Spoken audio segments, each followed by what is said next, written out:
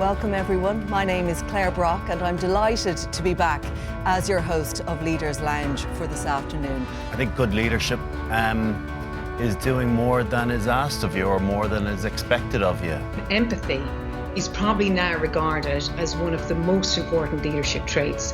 It's just having a connection with someone, and I think it's about understanding what they bring to the table, from their end, and encouraging them to see what gifts that they have. Sometimes when I talk to senior leaders, they're not sure what empathy is. They can't define it.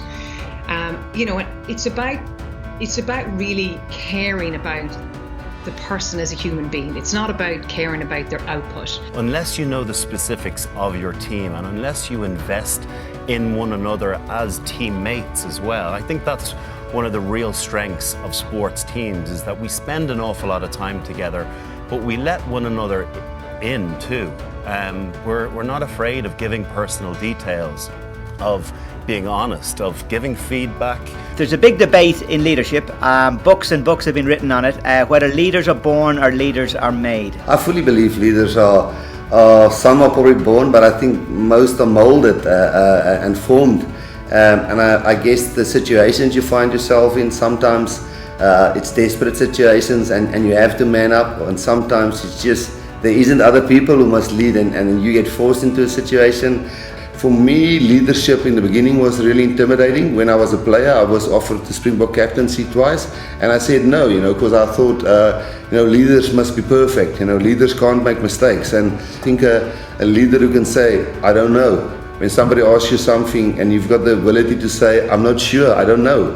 Let's find out together. I think a strength of good leadership is understanding you don't have all the answers, and that you need people to plug those holes, and you need a strong leadership around you. All successful teams I can think of, certainly in sporting environments, have key leaders in key positions. It's never one individual, it's never one voice. Great leaders nearly have themselves redundant because they have built up such a good team under them.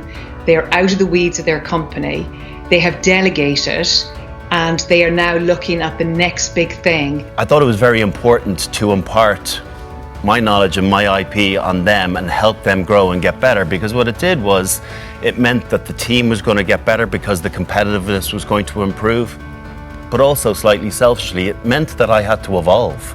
That if they were all getting better, it meant that I couldn't stay stagnant and just do what I'd been doing. So it inspired me to change and improve. So everyone wins. It's like a positive circle.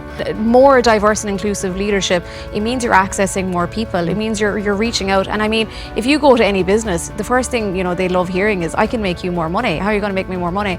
Well, if you implement a proper strategy for diversity and inclusion, and you have people who can reach out to another branch of audience or consumers. We might have a boy from a township who really struggled, and we can use that experience in our team, that diversity. We might have a lady, a colored lady, who's our physiotherapist, who comes from a suburb or township or suburb here in the Western Cape.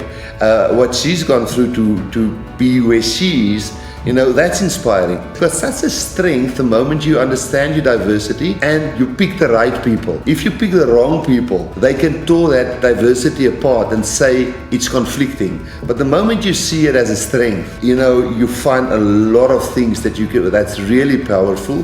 While we do understand that diversity and inclusion is needed, absolutely, I think we're still just at the starting point. We're still kind of talking about it and still on the implementation stage. People are your best assets, people are number one.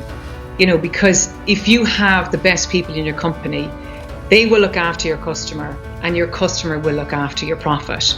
And now when you look at leadership, it's not about being in charge, which it was back 20 years ago. It's about taking care of the people within your charge.